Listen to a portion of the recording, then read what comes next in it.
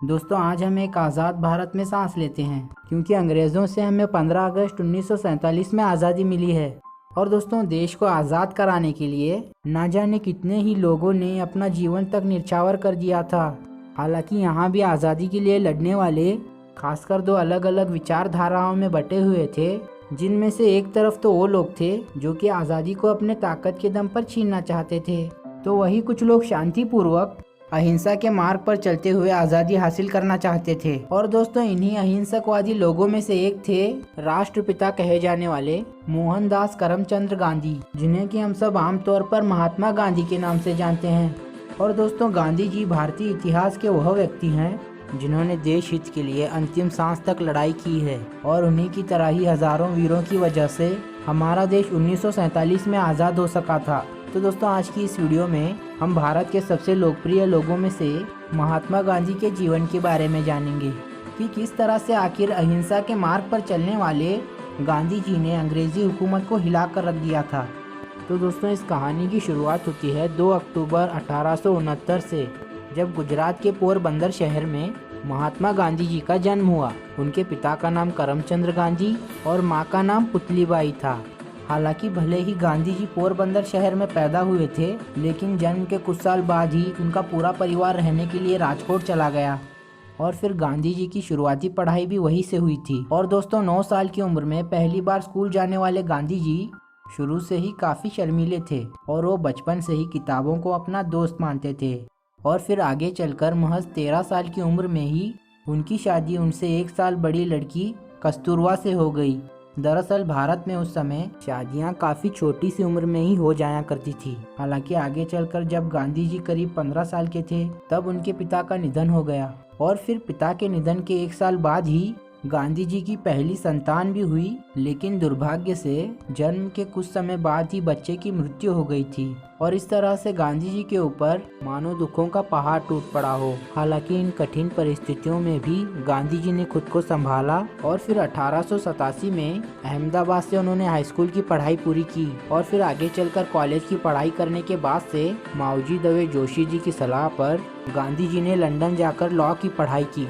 हालांकि 1888 में गांधी जी दूसरी बार पिता बने, और इसी वजह से उनकी मां नहीं चाहती थी कि वो अपने परिवार को छोड़कर कहीं दूर जाएं, लेकिन कैसे भी करके उन्होंने अपनी मां को मनाया, और फिर 4 सितंबर 1888 को लंदन पढ़ाई के लिए वो चले गए। और फिर 1891 में पढ़ाई पूरी करके वह अपने वतन भारत वापस आ गए। हालांकि विदेश में पढ़ाई करने के बावजूद भी भारत आने के बाद उन्हें नौकरी के लिए काफ़ी भागा दौड़ी करनी पड़ी, और फिर 1893 में दादा अब्दुल्ला एंड कंपनी नाम की एक भारतीय कंपनी में उन्हें नौकरी मिल गई।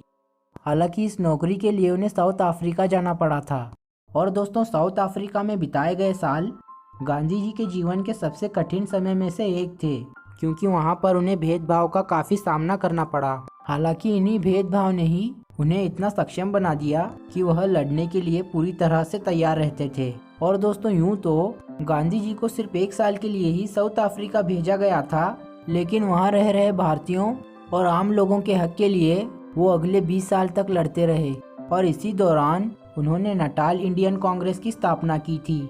और दोस्तों अफ्रीका में रहते हुए गांधी जी ने एक निडर सिविल राइट एक्टिविस्ट के रूप में खुद की पहचान बना ली थी। और फिर गोपाल कृष्ण गोखले, जो कि इंडियन नेशनल कांग्रेस के एक सीनियर लीडर थे, उन्होंने गांधी जी से भारत वापस आकर अपने देश को आज़ाद करवाने के लिए लोगों की मदद करने की बात कही। और फिर इस तरह से 1915 में गांधी जी भारत वापस आ गए, और फिर यहाँ आकर उन्होंने इंडियन नेशनल कांग्रेस ज्वाइन करके भारत की आज़ादी में अपना सहयोग शुरू कर दिया।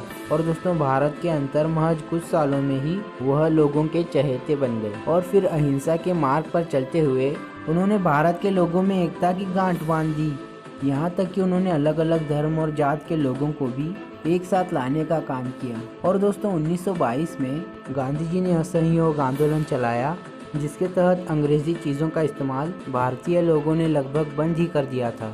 और फिर जब यह आंदोलन काफ़ी सफल साबित हो रहा था, तब महात्मा गांधी को 1922 में 2 सालों के लिए जेल भेज दिया गया। हालांकि गांधी जी के जेल जाने पर लोगों के अंदर और भी गुस्सा आ गया, जिसकी वजह से पूरा भारत अब एक होने लगा था। और फिर इसी कड़ी में ही मार्च 1930 में दांडी यात्रा को भी अंजाम दिया गया, जिसमें कि 60,000 लोगों की गिरफ्तारी हुई। और फिर इसी तरह से ही आगे भी गांधी जी के नेतृत्व में क्विट इंडिया मूवमेंट की तरह ही कई और भी आंदोलनों को भी अंजाम दिया जाता रहा और इस दौरान गांधी जी की बहुत बार गिरफ्तारी भी हुई।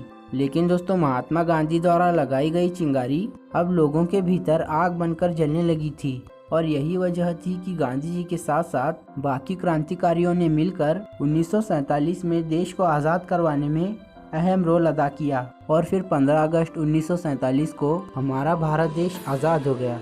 हालांकि अभी देश के अंदर आज़ादी का जश्न चल ही रहा था, तभी 30 जनवरी 1948 को नाथूराम गोडसे ने गांधी जी को गोली मारकर हत्या कर दी और फिर इस घटना ने न सिर्फ देश में बल्कि पूरी दुनिया में ही शोक फैला दिया। हालांकि 15 नवंबर 1949 को गांधी जी के हत्यारे नाथूराम को फांसी दी गई थी। पर अब दोस्तों, अंत में मैं बस यही कहना चाहता हूँ कि जब तक गांधी जी जीवित रहे तब तक अहिंसा को ही हर चीज़ का जवाब मानते रहे और इसी सिद्धांत के दम पर ही उन्होंने अपनी पहचान बनाई थी।